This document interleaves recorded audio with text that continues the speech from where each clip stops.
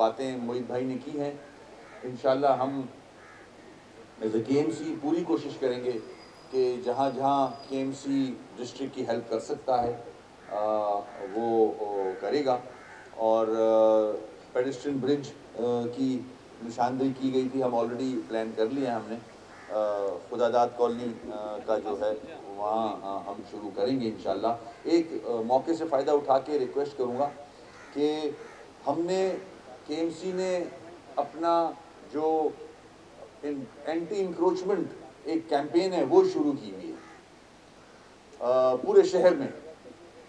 मैं district east से भी रिक्वेस्ट करूंगा, इस हवाले से हमने जो एक हमारे डिपार्टमेंट की एक रिकवरी होती थी, जो चालान पेश किया जाता था मुख्तलिफ इलाकों में और उस चालान से पैसा आता था, मगर मेरी नज़र में वो जो हम चालान पे लेते हैं उससे ऐसा लगता है, बल्कि ये बात सही है कि हम खुद प्रमोट कर रहे हैं इंक्रोचमेंट को।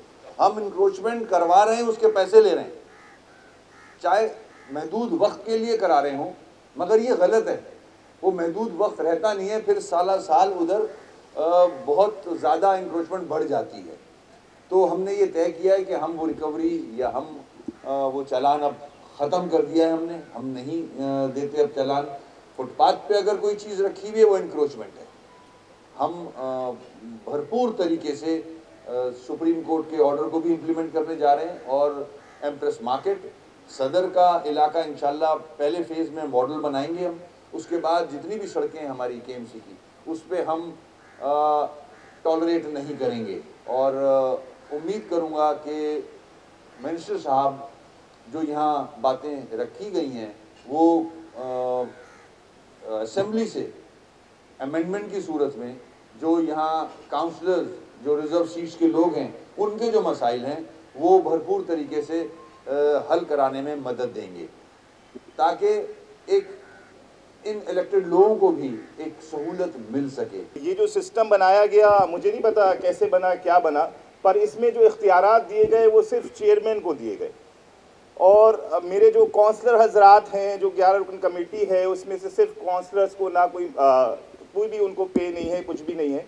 तो हमने ये सोचा, हमने और अपोजिशन लीडर साहब ने और हमारे काउंसिल मेंबरान ने, कि जी हम मेयर साहब को मदऊ करें और मिनिस्टर साहब को बुलाएं और ये अपना जो मसला है ये इनके सामने रखा जाए। ये सिर्फ मसला डिस्ट्रिक्ट ईस्ट का नहीं, मैं ये समझता हूँ पूरे सिंध का मसला है।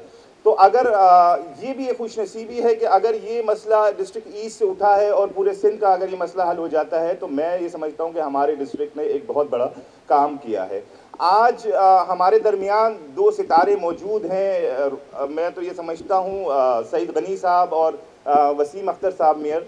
तो मैं ये समझता हूँ कि अगर इसके ऊपर ये दोनों सर जोड़ कर बैठ जाएँ और अपना सिंध असम्बली में ये इसकी आवाज़ उठाएँ, सईद गनी साहब मिनिस्टर साहब, तो मैं ये समझता हूँ कि ये मसला शायद हल हो जाए। वज़ीर बल्दियात साहब, आपसे सईद गनी भाई मैं ये चाहता हूँ कि सर हमारे साथ आप फाइनेंशियली अगर सपोर्ट नहीं कर सकते तो मॉरली सपोर्ट करें। हमारे यहाँ सारी बड़ी बड़ी चीज़ें हैं, बड़े बड़े मसले हैं। इससे पहले जो वज़ीर बल्दियात थे उनके दौर में भी बहुत से काम हुए और अब हम ये समझते हैं सईद गनी साहब भी डिस्ट्रिक्ट ईस्ट महमूदाबाद से ताल्लुक़ रखते हैं और वहाँ से ये MPA बने हैं, तो इनका भी इतना हक है। और मेयर साहब भी इत्तेफाक से UC 11 लाइन्स एरिया से इलेक्ट हुए हैं एज अ चेयरमैन और उसके बाद वो बने। तो मैं ये समझता हूँ कि आप दोनों अगर चाहेंगे तो ज़रूर जुल्फ़िकार कायम खानी साहब की बात पूरी हो जाएगी कि हमारा डिस्ट्रिक्ट जो है वो मॉडल हो जाएगा। और अल्हम्दुलिल्लाह ये कैमरामैन सारे साथ हैं, मेरे सामने हैं, साफ़ी हज़रात बैठे हुए हैं। ये मैं धड़ल्ले से ये बोलता हूँ कि जी आज भी डिस्ट्रिक्ट ईस्ट दूसरे डिस्ट्रिक्टों से बेहतर है। मेयर साहब अक्सर बोलते रहते हैं कि जी बजट नहीं है, बजट नहीं है। हमारे पास भी बजट नहीं है भाई, हम भी ये कहते हैं कि भाई फिर भी हम ये आपके साथ सिंध गवर्नमेंट के साथ हमारी एक और रिक्वेस्ट है कि सिंध गवर्नमेंट के जो भी तरक्याती काम हो रहे हैं या जो चल रहे हैं उसके अंदर सर हमारी भी थोड़ी बहुत ओनरशिप होनी चाहिए, क्योंकि हमारे डिस्ट्रिक्ट में हो रहे हैं। हमसे थोड़ा सा मशवरा ना करें तो हमें ज़रूर बुला लें। आज बाखुदा मैं कोई शिकवा शिकायत नहीं कर रहा, मैं फिर ये कह रहा हूँ धड़ल्ले से कोई मुझसे नाराज़ हो या कुछ हो जाए, सिंध गवर्नमेंट ने भी बहुत काम कराया है डिस्ट्रिक्ट ईस्ट में, जैसे केएमसी ने बहुत काम कराया है डिस्ट्रिक्ट ईस्ट में, ऐसे सिंध गवर्नमेंट ने, पर वो काम अधूरे रह गए सर। उसको किसी ने उसने देखभाल नहीं की, उनको चेक एंड बैलेंस नहीं किया। मैं यूनिवर्सिटी रोड की बात कर लें, यूनिवर्सिटी रोड जो है उसमें खजूर के पेड़ जल गए, सूख गए, ठीक है जी, ग्रिल लगी नहीं।